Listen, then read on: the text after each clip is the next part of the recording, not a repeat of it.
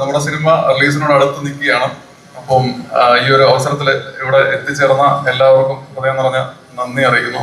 ഇവിടെ പറഞ്ഞതുപോലെ തന്നെ മലയാളത്തിൽ ഒരു സിനിമ ചെയ്യാൻ ആഗ്രഹിക്കുന്ന എല്ലാവരുടെയും ഒരു അൾട്ടിമേറ്റ് ഡ്രീം ആണ് മമ്മൂട്ടി ഒരു സിനിമ ചെയ്യാൻ പറ്റുക എന്നുള്ളത്. അതൊരു എനിക്കും കുറെ കാലം അതിനൊരു സ്വപ്നം ഉണ്ടായിരുന്നു.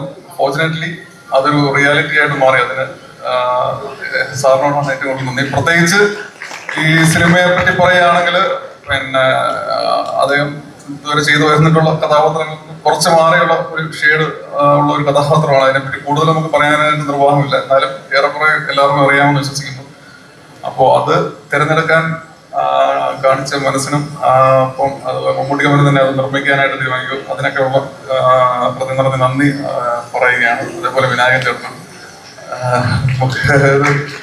അദ്ദേഹത്തെയും ഇതുപോലെ അപ്രോച്ച് ചെയ്തപ്പം തന്നെ അദ്ദേഹം ഇത് ചെയ്യാനായിട്ട് തയ്യാറായി വന്നു. അദ്ദേഹം ഇത് മുന്നേ ചെയ്ത് ശീലിച്ചിട്ടുള്ള കഥാപാത്രങ്ങളിൽ കുറച്ച് ഡിഫറെന്റ് ആയിട്ടുള്ള ഡയമെൻഷനിലുള്ള കഥാപാത്രമാണ് ചെയ്തത്. അദ്ദേഹത്തിനും നന്ദി പറയുന്നു.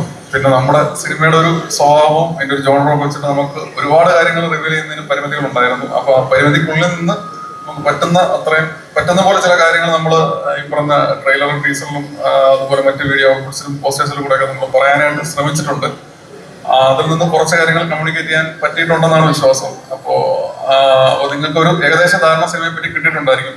കളം കാവൽ എന്ന് പറഞ്ഞ ഒരു കളത്തിന് കാവൽ നിൽക്കുക എന്നുള്ളതാണ് അതിന്റെ വേർഡ് മീനിങ്. അതിനപ്പുറത്ത് ഭദ്രകാളി ദേവി ദാരികൻ എന്ന് പറഞ്ഞ അസുരനെ അന്വേഷിച്ച് പോയ ഒരു പുരാണത്തിലെ ഒരു ഇൻസിഡന്റിൽ നിന്ന് ഉരുത്തിരിഞ്ഞു വന്ന ഒരു റിച്വലാണ്. അപ്പോൾ അത് ഡയറക്ട്ലി ഓർ ഇൻഡയറക്ട്ലി ഒരു സ്പിരിച്വലി ഒരു സംഭവം നമ്മുടെ വളവുമായിട്ട് കണക്റ്റഡ് ആണ്. അങ്ങനെയാണ് ഈ ഒരു ടൈറ്റിൽ ചൂസ് ചെയ്തത്. അപ്പോൾ നിങ്ങൾക്ക് ഒരു കൈൻഡ് ഓഫ് പുതിയൊരു എക്സ്പീരിയൻസ് തിയേറ്ററിൽ പ്രൊവൈഡ് ചെയ്യാൻ പറ്റും എന്നൊരു ആത്മവിശ്വാസം ഉണ്ട്. അപ്പോൾ എല്ലാവരും തുടർന്നും പിന്തുണകൾ നൽകുകയും സിനിമ പോയി കണ്ട് പറ്റുന്ന പോലെ പിന്തുണകൾ നൽകുകയും ചെയ്യണമെന്ന് അഭ്യർത്ഥിക്കുന്നു.